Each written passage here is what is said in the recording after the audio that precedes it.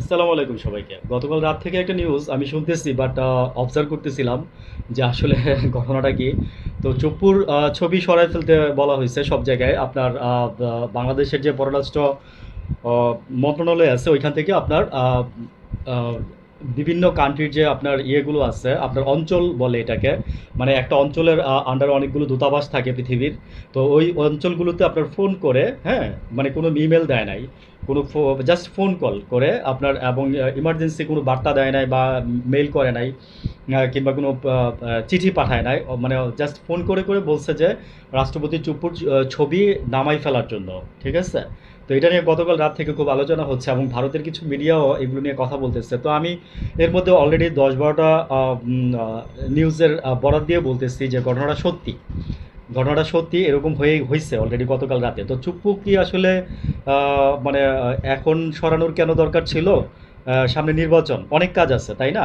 আর হচ্ছে যে আপনার এই, মানে এই মুহূর্তে চুপ্পুকে সরানো মানে কি, মানে এটার আসলে একটা একটা রহস্য আছে এর মধ্যে।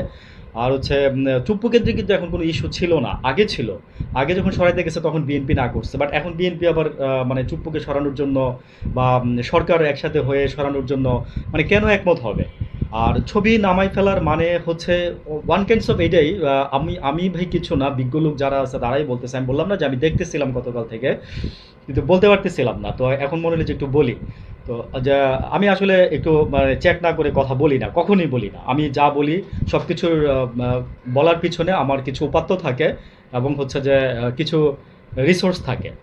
আহ, দেখেন, চুপ্পু কিন্তু চাইলে কিন্তু উনি নিজের থেকেও পদত্যাগ, সরি মানে উনি ওনাকে চাইলে কিন্তু পদত্যাগ করানো যাবে না, উনি যদি নিজে পদত্যাগ না করে, কারণ এটা একটা সাংবিধানিক পদ, এটা একটা সাংবিধানিক পদ। তো এটা হচ্ছে একটা সংসদ থাকতে হবে চুপ্পুকে সরাইতে গেলে।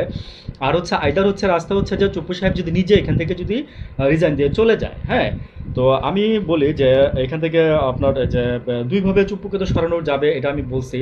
তা আরেকটা বিষয় হচ্ছে যে চুপ্পু এতদিন পরে আইসা সরাই দিতে হবে, এটা একটা রিজন হয়ে দাঁড়াইছে। এবং গতকাল রাত থেকে এটা বলতে পারেন যে একটা ভাইরাল পোস্ট হয়ে গেছে। আর হচ্ছে আপনার আরও কিছু নিউজ আমি আসলে আহ, বলতে পারতেছি না, এখন হয়তো পরে বলবো। এই কেন্দ্রিক, ঠিক আছে। তো চুপ্পু নিজে যদি রিজাইন করে, যদি পারে তাইলে উনি যদি চলে যেতে পারবে, আর যদি না পারে তাইলে হয়তো বা ওনাকে সাংবিধানিক মানে আপনার সংসদ না থাকলে ওনাকে সরানোর কোনো রাস্তা নাই।